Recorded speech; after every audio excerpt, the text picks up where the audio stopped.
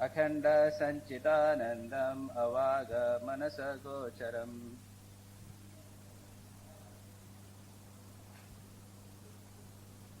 आत्मानमखिलाधारम आश्रयेभीष्ट सिद्धये।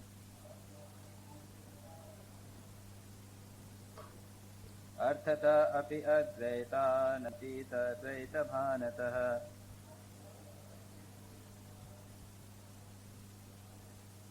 गुरून् आराध्य वेदांत सारं वक्षे यथामतिः।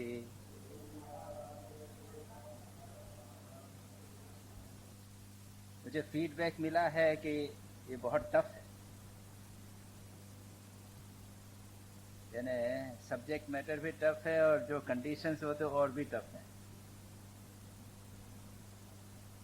ना। तो ये है तो सीरियस, और मैं रैपिडली कर रहा हूँ और सीरियस तो है। स्पिरिचुअल लाइफ सीरियस तो है और प्ले तो नहीं है। Very good, very good. तो क्या करूं, मैं इसको पूरा करना है। और अगर ये अनुबंध चतुष्टय को अगर एक एक को डिटेल में लिया जाए तो फिर वही खत्म हो जाए, पूरा हो जाए। चार, ठीक है। नहीं तो इसमें अधिकारी जो है ये तो मैंने क्लियरली कर दिया।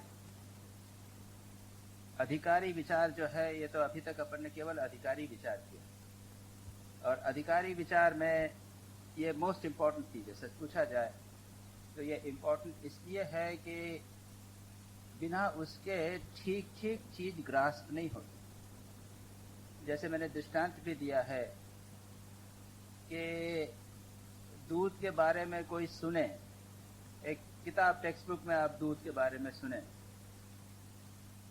वो एक चीज होती है। गाय का दूध ऐसा होता है, बकरी का दूध ऐसा होता है, और भैंस का दूध इस प्रकार का होता है, इसमें इतना फैट होता है, इतने कैलोरीज होती हैं, ये सब आप सुने। और उसके बाद दूध को आप देखें और उसके बाद पिए, it makes all world the difference. तो ये जितना पोर्शन है प्रारंभ का पोर्शन, ये जो साधन चतुष्टय है ये तो बहुत महत्वपूर्ण है।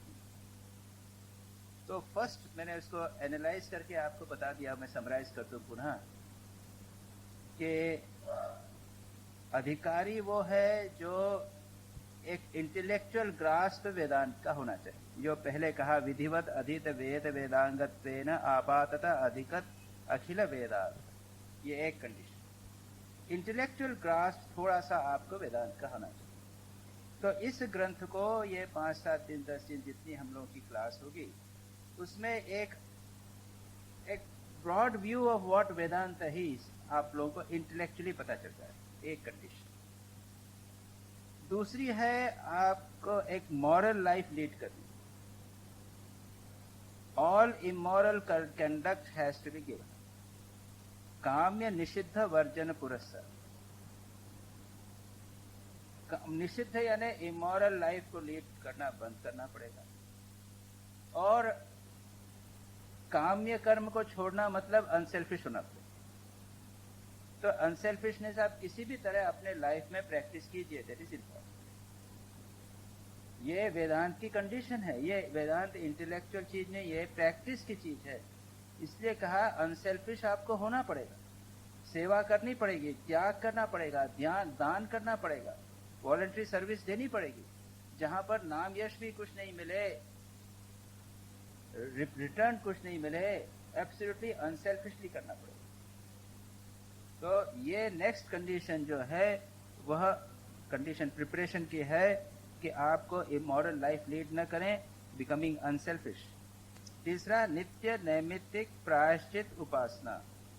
इसमें कुछ कर्म जो ये ट्रेडिशनल कर्म से संबंधित है। हम लोग अधिकांश लोग किसी न किसी प्रकार से कर्म करते हैं, और हम लोगों के जो रूल्स एंड रेगुलेशंस हैं लाइफ में, मैं सन्यासी हूं तो मुझे किसी particular way of life lead करना है, आप गृहस्थ हैं तो आपको एक वे ऑफ लाइफ लीड करना है, डूज एंड डोंट्स फॉलो करना है, दैट यू आर डूइंग। तो ये नित्य कर्म और नैमित्तिक कर्म ये भी आते। प्रायश्चित, प्रायश्चित कभी कभी हमारे जीवन में कुछ बुरा काम कर देते हैं तो उसका प्रायश्चित होना चाहिए, नहीं तो वो गहरा चला जाता है। एक मैं छोटा सा दृष्टांत देता हूं। इंदौर में जब आश्रम शुरू हुआ, अब तो खैर बड़ा सेंटर हो गया है, तो स्वामी सत्स्वरूपानंद जी माँ शारदा के शिष्य थे। तो सत्स्वरूपानंद जी ने वहाँ पर आश्रम शुरू किया था, और शुरू के दिन अर्ली डेज की बात है, बिल्कुल अर्ली डेज की बात। स्ट्रगल करना पड़ा था, पैसा नहीं था, और एक लड़का उनके साथ में रहता था एज ए ब्रह्मचारी। अब वो तो अनट्रेन्ड था, कुछ गलती कर दी, तो स्वामी जी एक दिन गुस्सा हो गए, नाराज हो गए। तो दूसरे दिन, क्योंकि वो गुस्सा हो गए थे, दूसरे दिन उन्हें फास्ट किया। ये गुस्सा मुझे नहीं होना, anger has to be given up.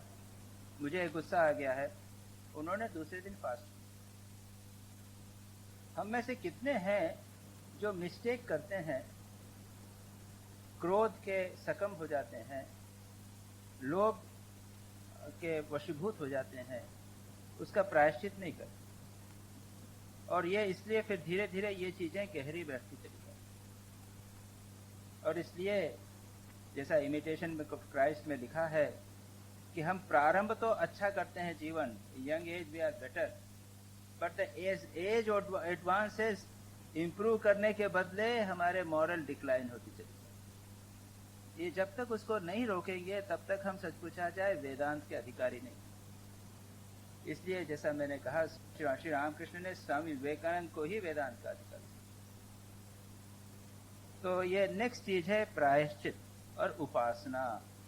उपासना है मेडिटेशन, कंसंट्रेशन की टेक्निक, बैठकर किसी भगवान के रूप पर मन को एकाग्र करना और उसको सोचना कि ये भगवान है, गॉड है, कॉन्शियस, किसी न किसी प्रकार से सगुण ब्रह्म की उपासना।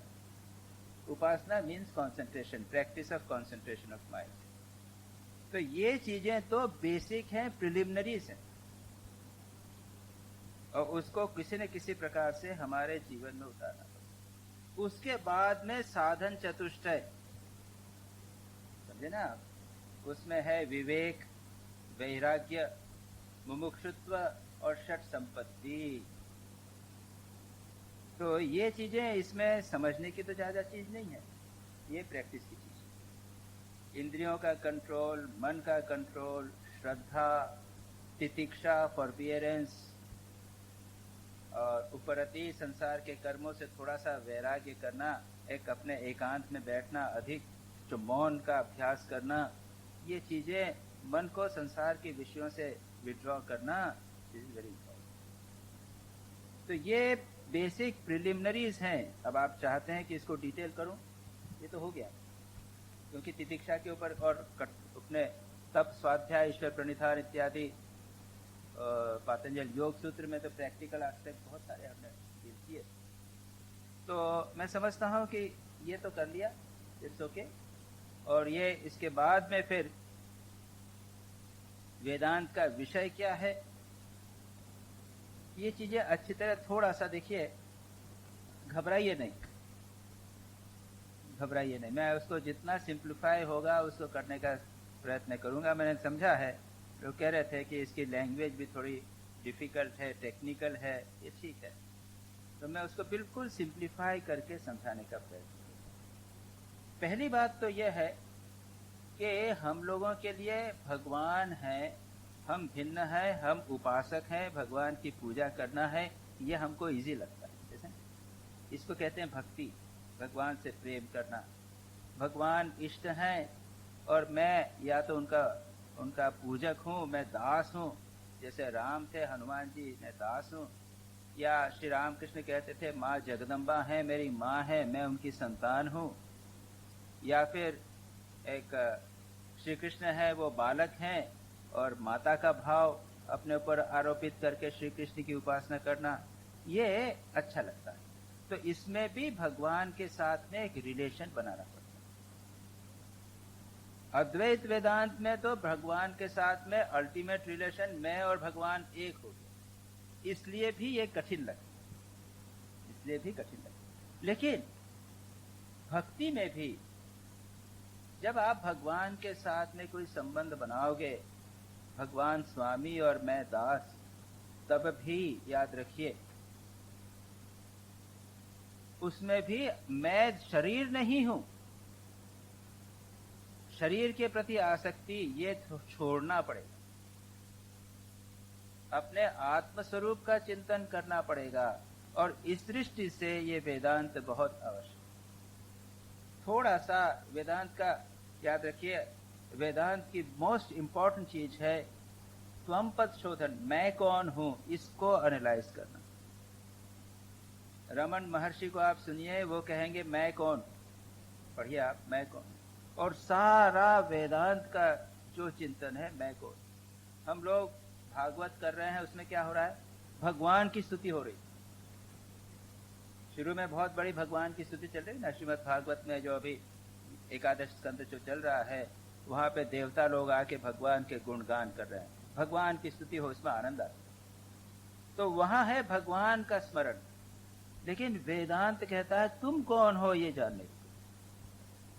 तो इसलिए भी हमको कठिन लगता है कि इस दृष्टि से हम डिटेल में गए नहीं, कभी हमने किया नहीं, इसलिए ये चीज हमको थोड़ी सी अटपटी लगती। तो थोड़ा सा इस हर्डल को, इस कठिनाई को जरा पार कर लीजिए। हम सारा देखेंगे हमारा स्वरूप क्या है, जगत का स्वरूप क्या है, इसको एनालाइज करना ये वेदांत का मुख्य उद्देश्य, मुख्य प्रोसेस इसकी है। तो इस हर्डल को, और जब तक ये साधन चतुष्टय नहीं होती तब तक थोड़ी सी समस्या। तो उसके बाद में विषय कहा था जीव और ब्रह्म का ऐक्य। तो इसके लिए जीव का स्वरूप क्या है जानना पड़ेगा, ब्रह्म का स्वरूप क्या है ये जानना पड़ेगा। या ये एक और कठिनाई इसलिए होती है कि ये जो वेदांत है यह है ज्ञान योग का अंग, और ये बुद्धि का विषय है, भक्ति योग हृदय का विषय है, आसान, इसलिए भी समस्या। राजयोग में एकाग्रता की बात थी तो वो एक था, ज्ञान योग में बुद्धि की बात है, ये दूसरे प्रकार का, भक्ति योग दूसरे प्रकार का। They are, one deals with the heart, the other deals with head. तो इसलिए विचार में जब समझ प्रॉब्लम, जिन लोगों में विचार प्रवणता नहीं हो उसके लिए कठिन। जो भी हो सुन के रख लीजिए, न कर सके कभी न कभी उपयोग में आए। तो अब क्या कहा गया है, जीव और ब्रह्म का ऐक्य और शुद्ध चैतन्य जो है यह लक्ष्य विषय है। अब 30वें सूत्र पर आते हैं, गुरु की आवश्यकता। यहां पर गुरु की आवश्यकता है, और मैं आपको आसान करके बताऊंगा। आप सूत्र अगर पढ़े न पढ़े कोई बात नहीं। ऐसा अधिकारी, मैं सूत्र नहीं पढ़ रहा हूं, आप लोगों को हिंदी बता रहा हूं, इंग्लिश में जो है आप पढ़ सकते हैं उसको, क्योंकि अधिकांश लोग इंग्लिश, संस्कृत में तो अब जब तक उसको एक एक शब्द को नहीं समझाया तब तक जमेगा भी नहीं, तो उसको we skip off that course है, पढ़ लें। ओके। अयम अधिकारी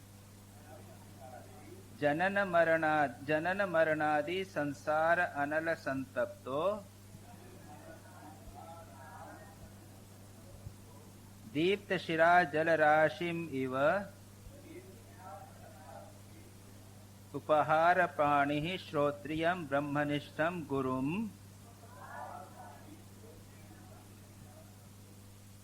उपसृत्य तम अनुसरति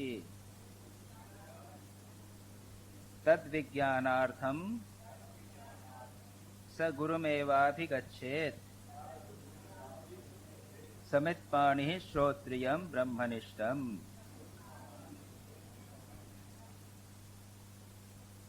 अयम अधिकारी, जो अधिकारी का विचार हो गया अपना, डिटेल में हो गया।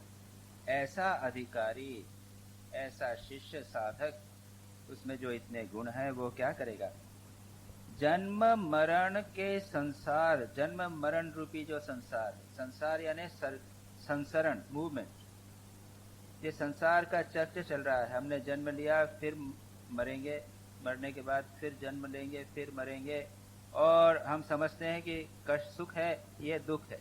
अधिकांश जन्म दुख है, जरा दुख है, मृत्यु दुख है, यह जब तक हम चेतते नहीं तब तक यह सुख लगता है, लेकिन जब जागृत हो जाते हैं तो लगता है अरे बाप रे यह तो दुख ही दुख। जन्म मरण संसार अनल अग्नि, यह संसार अग्नि है, संतप्त अग्नि से जलने वाला ऐसा अधिकारी जो संसार के संसार रूपी अग्नि से जल रहा है। जब तक जलन नहीं होगी तब तक भगवान के पास, गुरु के पास नहीं जाए। We don't feel that we are being burned. जो स्लम में पड़े हुए हैं लोग इतना कष्ट पाते हैं, खाने को नहीं मिलते हैं, उनको भी संसार की जलन नहीं अनुभव होती। श्री राम कृष्ण कहते हैं गरीब लोग, उनके हर साल बच्चे मरते हैं, हर साल बच्चे पैदा होते जाते, उनकी हाल है, उनमें लगता है कि भाई उनको कष्ट होगा तो वो चेतेंगे, वो नहीं चेतते। हम लोग भी नहीं चेतते, हम लोगों के कंफर्ट है, हम लोग भी नहीं चाहते, चल रहा है। जब तक आदमी सेंसिटिव नहीं होगा, जैसे Buddha he was in full comfort था, सब कुछ था, लेकिन जन्म मरण इत्यादि उन्होंने कुछ सीन देखे, उससे वो संतप्त हो गए, स्टार्टेड बर्निंग, ऐसे जलने लग गए कि भाग गए संसार छोड़कर और उस दुख का उपाय खोजने के लिए भाग गए। तो ये भी जब तक व्यक्ति संतप्त नहीं होगा तब तक गुरु के पास नहीं जाता। स्वामी विवेकानंद का दृष्टांत लीजिए। स्वामी विवेकानंद श्री रामकृष्ण के पास जाने के पहले उनके मन में यह प्रश्न हुआ था, क्या आपने ईश्वर को देखा है? उनकी स्टोरी, वो सब जितने भी संत महात्मा मिलते हैं उनसे पूछता है कि क्या आपने ईश्वर को देखा है? कोई जवाब नहीं देता। फिर देवेंद्रनाथ टैगोर, अपने रविंद्रनाथ टैगोर के दादा, उस समय बहुत प्रसिद्ध थे वो देवेंद्रनाथ टैगोर, वो एक महर्षि देवेंद्रनाथ कहा जाता था। वो गंगा में एक बजड़े में, जो हाउस बोट होती है, उसमें बैठकर ध्यान जप तपस्या इत्यादि करते थे लोग, बड़ा नाम था उनका। तो स्वामी विवेकानंद इतने रेस्टलेस हो गए कि नौका गंगा में कूद के तैरते हुए उनके बजड़े में गए और अचानक उनके कमरे में घुस गए। वे ध्यान कर रहे, जैसे आवाज हुआ तो आंख खोली। उन्होंने कहा कि क्या आपने ईश्वर को देखा है? अरे restlessness of Swami Vivekananda, it became a question of life and death for him. आप डिस्क्रिप्शन पढ़िए, उसमें लिखा है कि अगर ईश्वर नहीं है, ईश्वर अगर जाना नहीं जा सकता, तो फिर संसार में रहने की यूटिलिटी क्या? What is the purpose of living in the life? संसार तो मैंने देख लिया, उसमें कुछ नहीं, it is just full of unsuffering and nothing else. Follow, अगर कोई डीप सेंस नहीं है संसार में ईश्वर जैसी चीज, तो उसको जानने, उसके बिना रहने से अच्छी बात है।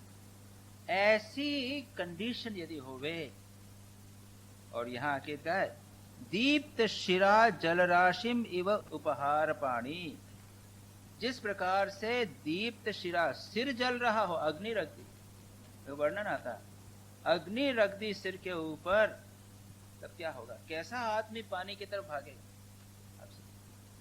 ऐसी इंटेंस रेस्टलेसनेस के ऐसा अधिकारी, ऐसी इंटेंस रेस्टलेस के बाद वह गुरु के पास जाता।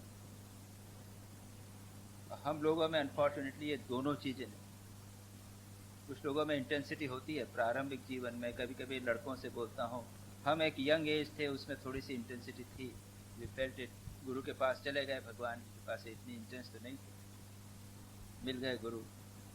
तो ये विचार के द्वारा ये एक इंटेंसिटी हमारे जीवन में लाना है। इसको कहा मुमुक्षुत्व ऑल्सो, जल रहा है संसार की ज्वाला से, बचाइए, मुक्त कीजिए। उसके बाद गुरु के पास जाइए, और विवेक चूड़ामणि में उसका बड़ा अच्छा वर्णन है। वो जाके बोलते हैं, कथम तरेयम प्रभु, बचाइए मुझे, संसार में डूब रहा हूँ, जल रहा हूँ, कैसे बचूं मैं, आप बचाइए। गुरु के पास जाके इस प्रकार से बोलना पड़ता है। तो ऐसा अधिकारी इस कंडीशन में जावे उपहार पानी, हाथ में क्या लेगा? उपहार पानी, कुछ लेकर, प्रेजेंट लेकर। पुराने जमाने में है समित पानी। समित पानी यानी यज्ञ के लिए लकड़ी, लकड़ी की, हवन की लकड़ी हम रखते हैं ना, आम की लकड़ी है, या यज्ञ के लिए लकड़ी हाथ में लेके वो वहां पर जाए। लकड़ी क्यों? क्योंकि वो यज्ञ करते हैं, अग्निहोत्री हैं, वो लोग बराबर कंटिन्यूसली जलते हैं। It is important, very necessary thing. तो कोई इम्पोर्टेंट नेसेसरी वस्तु लेकर जो गुरु के उपयोगी होवे, ऐसी लेकर इस श्रद्धा और विनम्रता का प्रतीक हाथ में कुछ लेकर, कि गो विथ ए प्रेजेंट। बोलते हैं गुरु के पास, साधु के पास खाली हाथ नहीं जाना। ये क्यों? ये विनम्रता का प्रतीक, कुछ लेके साथ में जाना। उपहार प्राणी क्या करेगा? और गुरु के पास जाए। गुरु कौन से, कैसे होना चाहिए? श्रोत्रियम ब्रह्मनिष्ठम। श्रोत्रिय और ब्रह्मनिष्ठ दो कंडीशन। ब्रह्मनिष्ठ यानी ब्रह्म में प्रतिष्ठित, उन्होंने ब्रह्म का साक्षात्कार किया है, उन्होंने यह ब्रह्म और आत्मा का ऐक्य का अनुभव किया है, ऐसे गुरु के पास जाए। हमारे जैसे लोगों के पास नहीं। श्री रामकृष्ण के पास स्वामी विवेकानंद गए, उन्होंने कहा कि महाराज ईश्वर को देखा? हाँ मैंने देखा। ऐसे गुरु के पास जिन्होंने तत्व का साक्षात्कार किया, उसमें प्रतिष्ठित हो गए। ब्रह्मनिष्ठ is established, is knows clearly.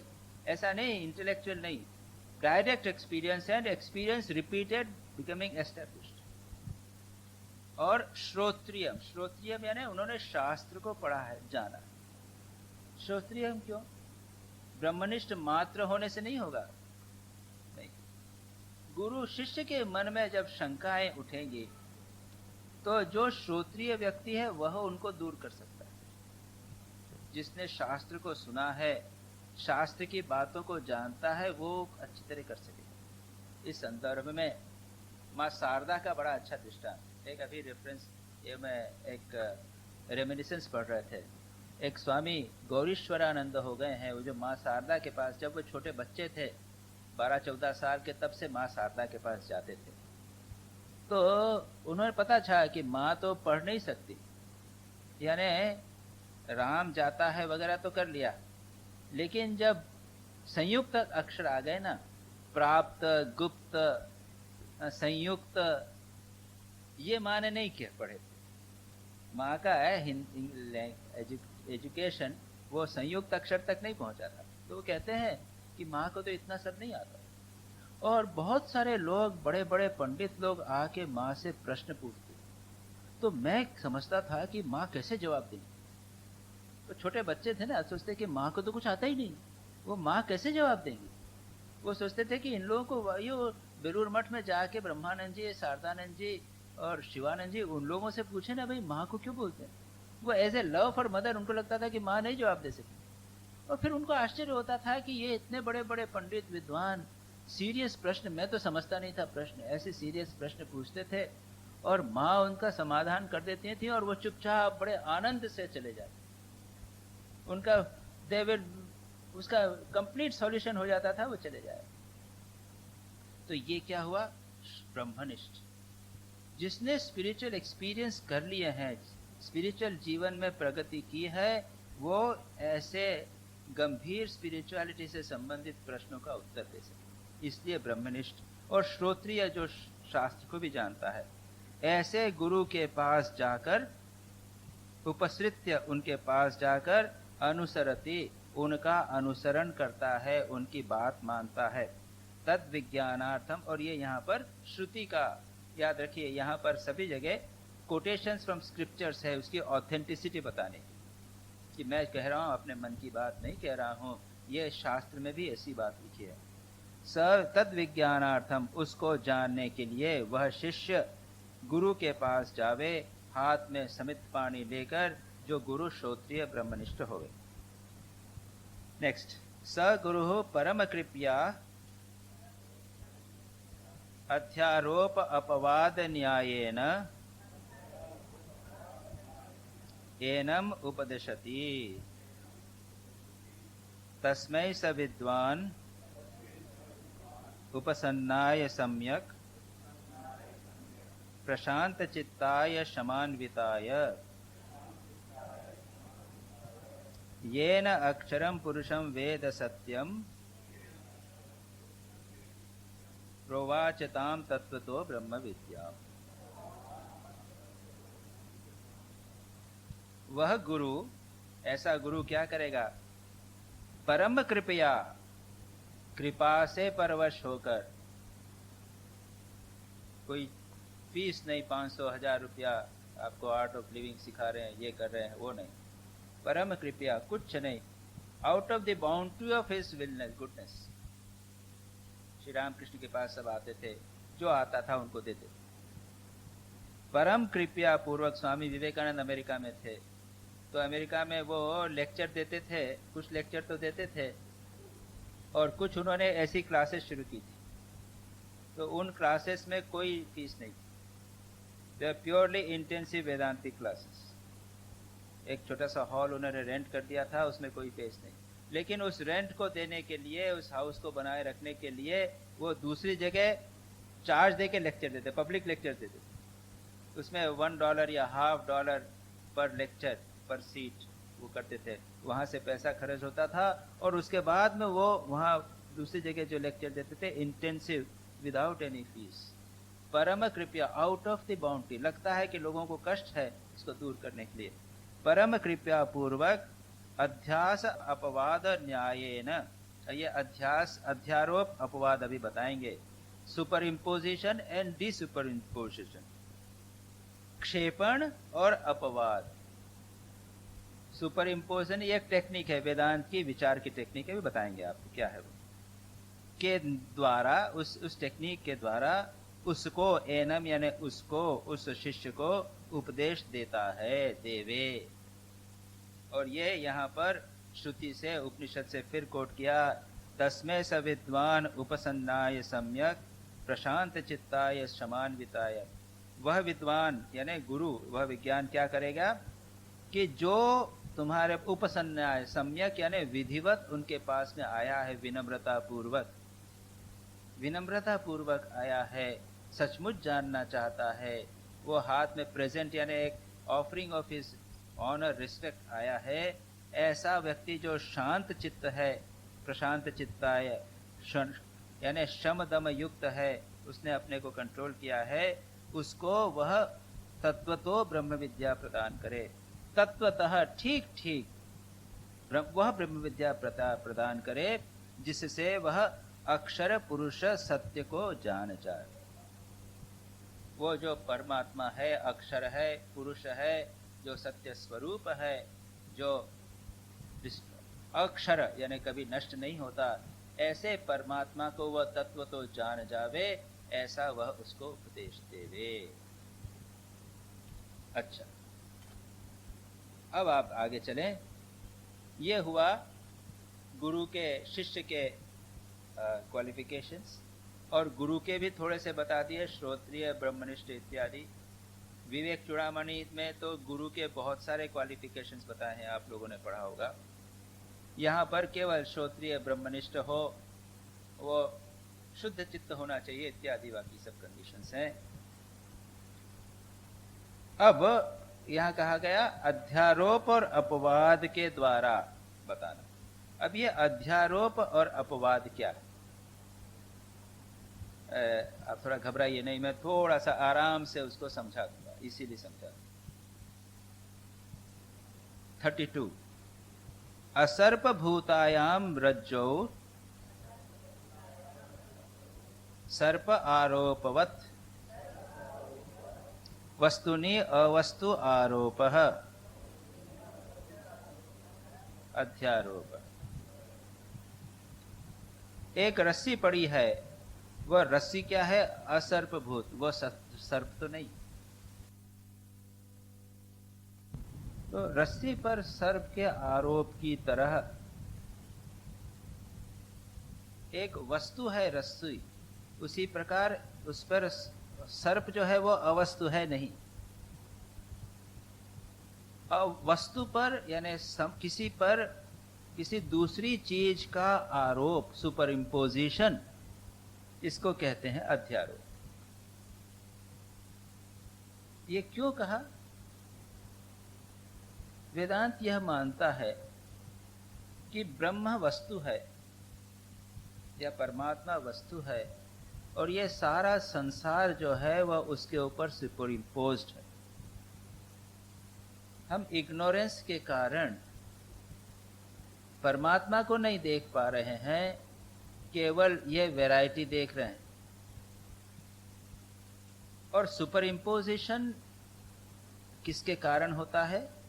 अज्ञान के कारण, इग्नोरेंस के कारण होता है, भ्रम के कारण होता है। और ये क्यों होता है? हमारे लिमिटेशंस, मन के लिमिटेशंस। जैसे लाइट नहीं है इसलिए तो हुआ, अगर विजन थोड़ा सा डिस्टर्ब है, अगर पूरी लाइट होती तो रस्सी दिख जाती, टॉर्च होता तो रस्सी दिख जाती, लाइट नहीं, अंधकार है। अंधकार यानी इग्नोरेंस। हमारा यहां पर क्या है कि हमारे विजन के अंधकार है, विजन रिस्ट्रिक्टेड है, ये प्रॉब्लम। कभी कभी माइंड रिस्ट्रिक्टेड होता है। जैसे दूसरा एग्जांपल देते हैं कि सड़क पर एक स्टंप है, लकड़ी का एक स्टंप खड़ा हुआ है, अंधेरा है, तो अंधेरा तो है, लेकिन अगर एक चोर जा रहा है तो वो उसको स्टंप, अरे ये पुलिस खड़ा हुआ, तो विजुअल एक्यूटी तो क्लियर नहीं है, ज्ञान तो है, लेकिन और दूसरी और चीज क्या की उसने कुछ अपने मन से सुपर इम्पोज कर दिया, तो उसके ऊपर उसने चोर का पुलिस का सुपर इम्पोजिशन। एक आदमी है, यंग मैन है, he is waiting for his beloved, उसको देख रहा, अरे वो आ गए, वो तो एक स्टंप, अपने मन से कुछ उसने प्रक्षिप्त कर दिया। तो ये अध्यारोप की दो चीजें होती, ये अभी देखेंगे यहां पर, अभी I will just go into this. एक होता है आवरण शक्ति, अज्ञान अविद्या की आवरण शक्ति, और दूसरी विक्षेप शक्ति।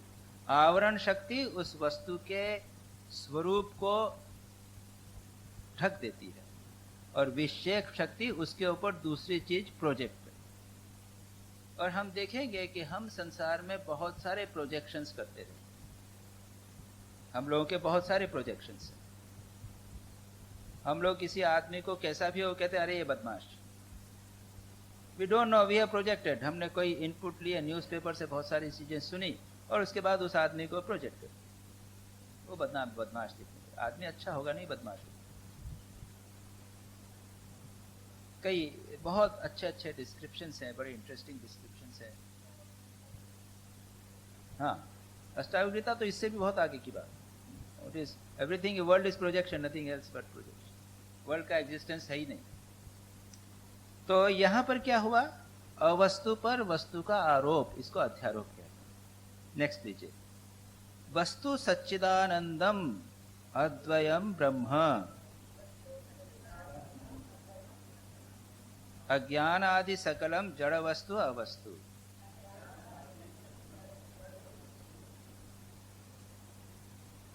वस्तु क्या है?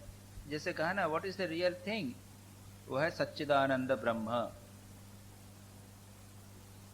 और अज्ञान से लेकर, इग्नोरेंस से लेकर जितनी सकल जड़ वस्तु, वी बिगिन विथ प्रकृति, अविद्या जो त्रिगुणात्मक है, सत्व तम रज, उससे लेकर जड़ वस्तु, ये सारा अप टू दिस, ये जितना भी क्रिएशन है वह सब है अवस्तु, which has been superimposed। अच्छा, अब मैं इसके आगे के पोर्शन को आपको थोड़ा सा सिंप्लीफाई करके बताता हूं। अज्ञान क्या है, उसकी डेफिनेशन यहां जो दी है वो कठिन है, यानी वहां कहा गया है अज्ञानम तो सद असद्भ्याम अनिर्वचनीयम त्रिगुणात्मिकम। पढ़िए।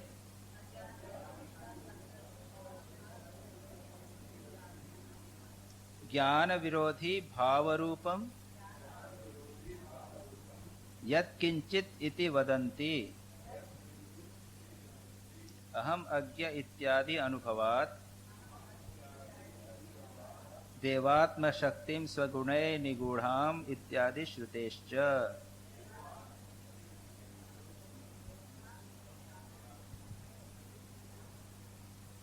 यहां पर कहा कि यह जो अविद्या है ना, अज्ञान है, वो क्या है? सत भी है और असत भी है, और इसलिए इनडिस्क्राइबेबल। कैसे? ये जगत जो दिख रहा है, इसको आप तो कहना पड़े है तो आई एम एक्सपीरियंसिंग, लेकिन डिसअपियर भी हो जाता है। इसलिए कहते हैं कि ये परमानेंटली नहीं रहता, इसलिए कहते हैं असत। सत क्या है? सत वस्तु जो है कि वो त्रिकाल आबाधित, जो भूतकाल में भी थी, वर्तमान में भी है और भविष्य में भी रहेगी, उसी वस्तु को हम सत कहेंगे। तो ऐसी सत्य तो कोई वस्तु नहीं है, लेकिन क्योंकि हम इनका एक्सपीरियंस कर रहे हैं, इसको असत भी नहीं कहा जा सकता।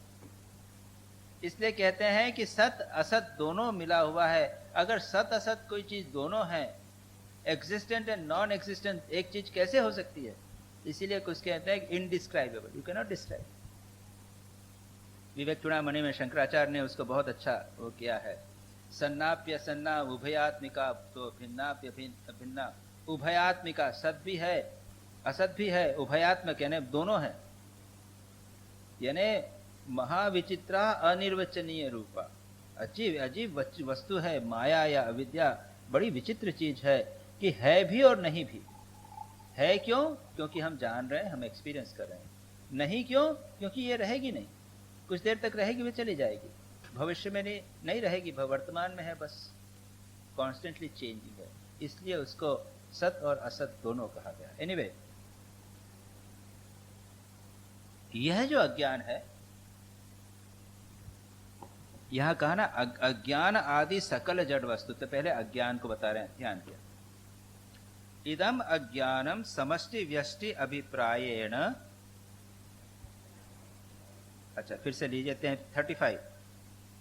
इदम अज्ञानम समष्टि व्यष्टि अभिप्रायेण एकम अनेकम इति च व्यवह्रियते। यह अज्ञान जो है वो समष्टि और व्यष्टि के अभिप्राय से, यानी कलेक्टिवली और सिंगली, माइक्रोकॉस्मिकली और मैक्रोकॉस्मिकली,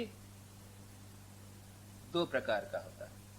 एक तथा अनेक उसको कहते हैं। अच्छा, अब इसको आपको थोड़ा समझाएं। अब अज्ञान को लेकर चलते हैं। क्यों चलते हैं? ये मानकर चलते हैं कि जगत है, तो ये जगत कैसे पैदा हुआ? अच्छा, गुरु बोलते हैं कि ये जगत कैसे, शिष्य पूछता है जगत कहाँ से आया, कैसे हुआ? तो कहते हैं कि एक अज्ञान या अविद्या जैसी चीज है, एक प्रकृति है, वो 3 गुणों वाली है। वो 3 गुणों में स्पंदन होता है, स्पंदन के बाद में महत होता है, उसके बाद में पंच महाभूत होते हैं, उनका पंचीकरण होता है। ये पंचीकरण वगैरह थोड़ा सा नाम सुन के रखिए, वेदांत के ये वर्ड्स हैं। उसके बाद में स्थूल भूत होते हैं, उसके बाद में अग्नि तत्व इत्यादि मिलके ये सारा जगत बनता है। ये बाहर जगत बना, अंदर हमारे मन अंदर भी क्या है? यहाँ प्राण आ गया, मन आ गया, बुद्धि आ गया, पंच प्राण है। हमारा कंस्ट्रक्शन एक है, बाहर का कंस्ट्रक्शन सब बता दिया। ये सब पैदा हो गए, सब बता दिया। कॉस्मोलॉजी, पूरी कॉस्मोलॉजी। ये कॉस्मोलॉजी मॉडर्न कॉस्मोलॉजी से भिन्न। वहाँ वो कितने एलिमेंट्स होते हैं, यहाँ कुछ एलिमेंट्स होते हैं, वहाँ कोई एलिमेंट्स नहीं। ये बताने का उद्देश्य क्या? Point is why they want to show all this. इसको बोलते हैं अध्यारोप, दैट इज सुपर इम्पोजिशन। ये अविद्या से सारे जगत की सृष्टि करेंगे, उसके बाद क्या करेंगे? अध्यारोप। उसके बाद कहेंगे देखो ये सृष्टि ऐसे बनी, वहां से प्रकृति से लेके, अविद्या से लेके पंच जड़ पदार्थ कहा ना, वो कहा था पूरा अवस्तु जड़ पदार्थ तक सारी चीजें बनी। अब अध्यारोप को अपवाद करते हैं, निगेशन करते हैं, डी सुपर इम्पोज। कहते हैं देखो यह जो शरीर है ना, जो बना है, ये मिथ्या है, ये आत्मा नहीं है। एक एक करके जितनी चीजें बताई हैं उन सबको निगेट कर रहे हैं।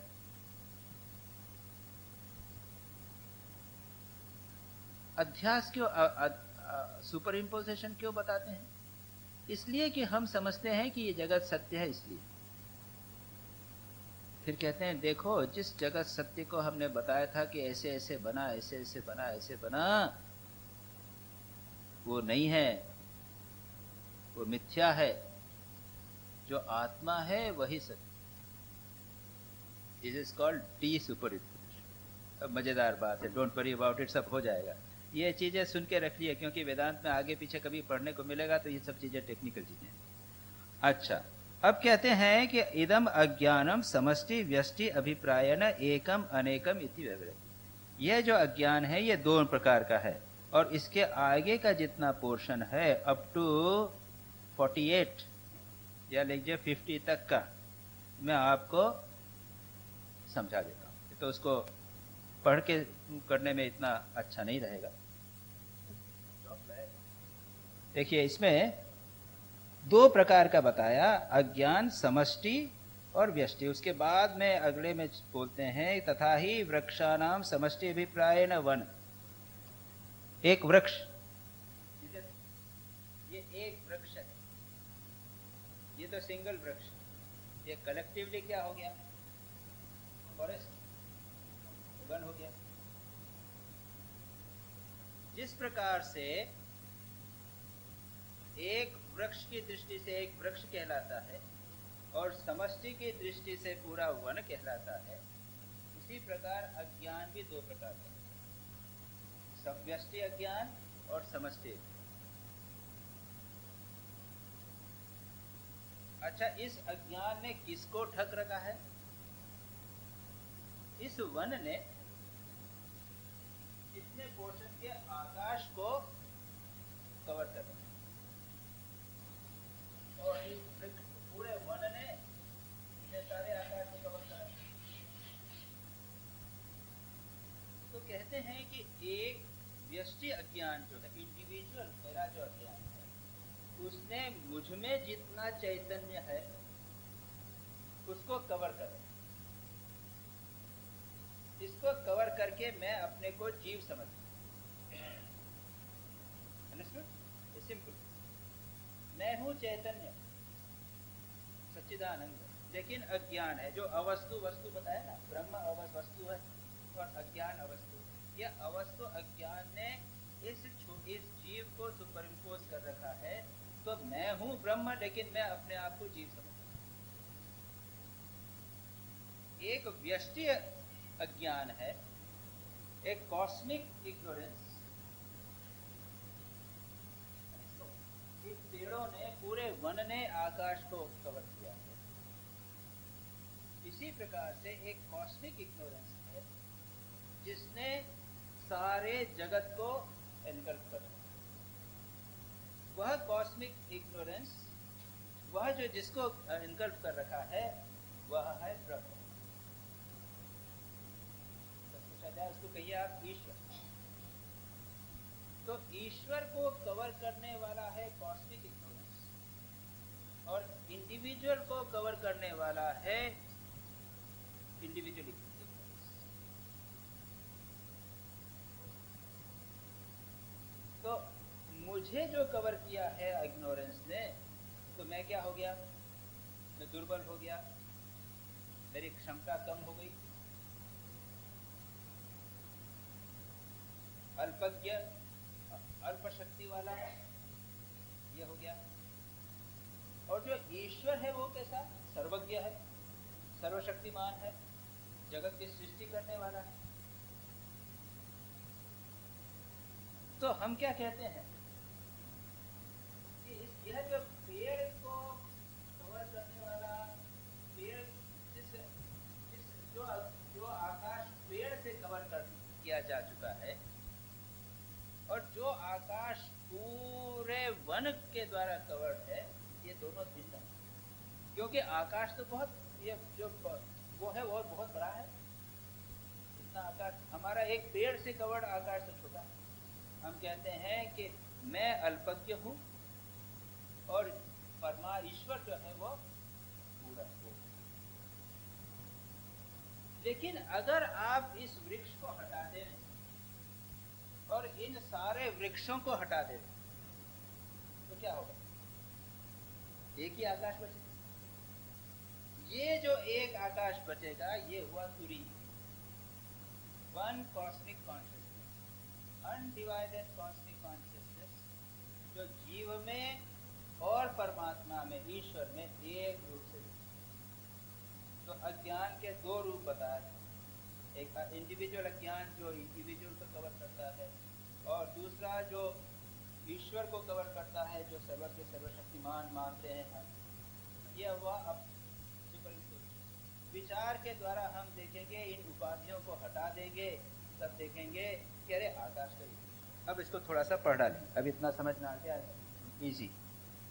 तथा ही यथा वृक्षाणाम समष्टि अभिप्रायेण वनम इति एकत्व व्यपदेशो यथा वा जलानाम समष्टि अभिप्रायेण जलाशय इति तथा नानात्वेन प्रतिभासानानां जीवगत अज्ञानानां समष्टि अभिप्रायेण तद एकत्व व्यपदेशः। उसी बात को कि जिस प्रकार से वृक्षों के समष्टि को वन कहते हैं और जल की समष्टि को जलाशय कहते हैं, वैसे ही जीवों के नाना प्रकार से प्रतीत होने वाले अज्ञान की समष्टि को श्रुति में एक अजन्मा, एक अजाम, एकाम इत्यादि के रूप से निर्दिष्ट किया गया है। अयम समष्टि उत्कृष्ट उपाधितया विशुद्ध सत्व प्रधाना।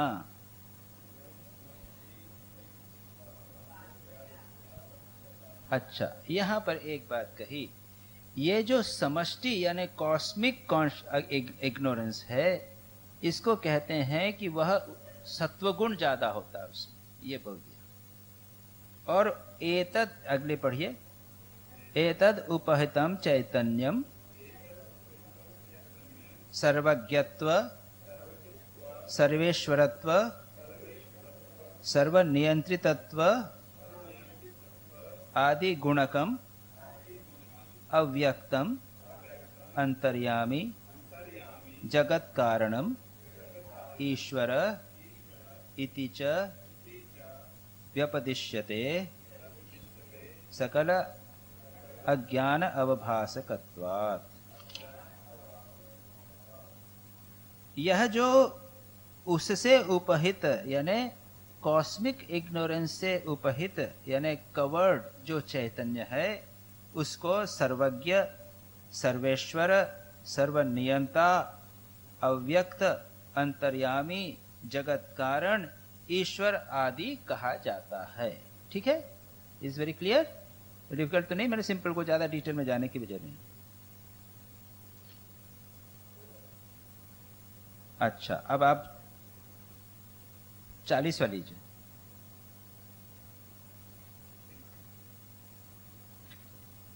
हाँ, 39 छोड़ दिया।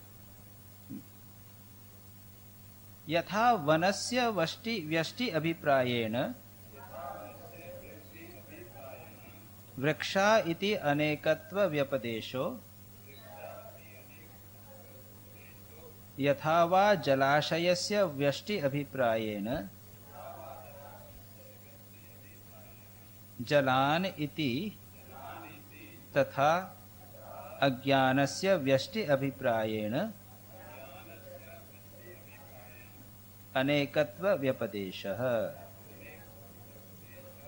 जिस प्रकार जल वन की व्यष्टि यानी इकाइयों की दृष्टि से वृक्ष ऐसा कहा जाता है, वृक्ष समूह, और जैसा जलाशय के लिमिटेड इकाइयों की दृष्टि से जल की बूंदों के रूप में अनेकत्व का बोध होता है, उसी प्रकार अज्ञान के व्यष्टि रूप में अनेकत्व का बोध होता है। जैसा उपनिषद में कहा है, इंद्र अपनी माया के द्वारा अनेक रूप धारण करते हैं। इंद्र माया भी पुरुरूप उयते। अच्छा अच्छा, अब आइए 43 पे आइए। एतद उपहितम चैतन्यम अल्पज्ञत्व अनीश्वरत्व आदि गुणकम प्राज्ञ इति उच्यते। एक अज्ञान अवभासकत्वात्। इनसे ये जो समझ गए ना, व्यष्टि बता दिया, इंडिविजुअल पेड़ का जैसे है, तो इनसे उपहित यानी यह व्यष्टि अज्ञान के द्वारा आवृत जो चैतन्य है वह क्या हो गया? अल्पज्ञ अनीश्वर इत्यादि गुण वाला हो गया। उसका नाम क्या हो गया? वहां पर क्या था? सर्वज्ञ, सर्वेश्वर, सर्वनियंत्रित्व, जगत कारण ईश्वर। और यह क्या हो गया? अल्पज्ञ अनीश्वर आदि गुण रूप, इसका नाम हुआ प्राज्ञ। जो हमारे भीतर चैतन्य है, जो निम्न उपाधियों से यानी लिमिटेड अविद्या से, है ना, इंडिविजुअल अविद्या से, अज्ञान से जो उपहित हो गया है हमारे भीतर चैतन्य, उसका नाम है प्राज्ञ। टेक्निकल नाम है प्राज्ञ। और जो संसार के समस्त संसार की अविद्या उपाधि से जो कवर्ड है, उसका नाम है ईश्वर। ठीक है?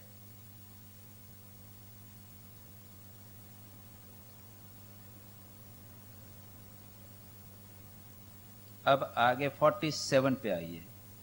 अब उसमें बताया है कि वो कई चीजें कहीं वो छोड़ दीजिए। 47 अनयोः समष्टि व्यष्टयोः वन वृक्षयोः इव जलाशय जलयोः इव वा अभेदः। इन दोनों का, वन तथा वृक्ष अथवा जल और जलाशय के समान ही ईश्वर और प्राज्ञ के रूप में समष्टि तथा व्यष्टि अज्ञान परस्पर अभिन्न है। ठीक है? तो जैसे वन और वृक्ष अलग नहीं है, जैसे जलों की बूंद और जलाशय अलग नहीं है, उसी प्रकार से ये लिमिटेड अविद्या और कॉस्मिक अविद्या ये भिन्न नहीं है। और उनसे जो उपहित चैतन्य है वह भी भिन्न नहीं है। यह अविद्या के कारण, अज्ञान के कारण वह भिन्न देखते हैं। नेक्स्ट पढ़िए। एतद उपहितयोः ईश्वर प्राज्ञयोः अपि वन वृक्ष अवच्छिन्न आकाशयोः इव जलाशय जलगत प्रतिबिंब आकाशयोः इव अभेदः एष सर्वेश्वर इत्यादि श्रुतेः। अब क्या कहते हैं? इन अविद्याओं से, अज्ञान से, जो मुझ में एक लिमिटेड अज्ञान है, जिसने मुझे अल्पज्ञ बना दिया है, मुझे समझ लिया कि मैं शरीरधारी हूँ, और एक कॉस्मिक अज्ञान है जो सब सारे जगत में विद्यमान है, और इसने एक ईश्वर को सुपर इम्पोज कर लिया है। इन दोनों अज्ञान भी एक ही हैं, दोनों जैसे आप वृक्ष और वन में कोई भेद नहीं है, उसी प्रकार से इनसे जो कवर्ड चैतन्य है, कौन सा? ईश्वर और प्राज्ञ। यही बताया था। चैतन्य कौन सा? ईश्वर और प्राज्ञ। लिमिटेड चैतन्य जो मुझ में है उसको प्राज्ञ बोलते हैं, और बाहर जो चैतन्य है वह ईश्वर है। इन दोनों में जिस प्रकार से वन और वृक्ष से कवर्ड आकाश, वो तो भिन्न नहीं है तो, और जलाशय और जल की बूंद में प्रतिबिंबित आकाश, वो आकाश तो एक ही है। इसी प्रकार से ईश्वर और प्राज्ञ यानी इंडिविजुअल अज्ञान से उपहित चैतन्य और कॉस्मिक अज्ञान से उपहित चैतन्य, ये दोनों भिन्न नहीं। उनका नाम बोल दिया ऑलरेडी, प्राज्ञ और ईश्वर। ये प्राज्ञ और ईश्वर ये दोनों भिन्न नहीं है।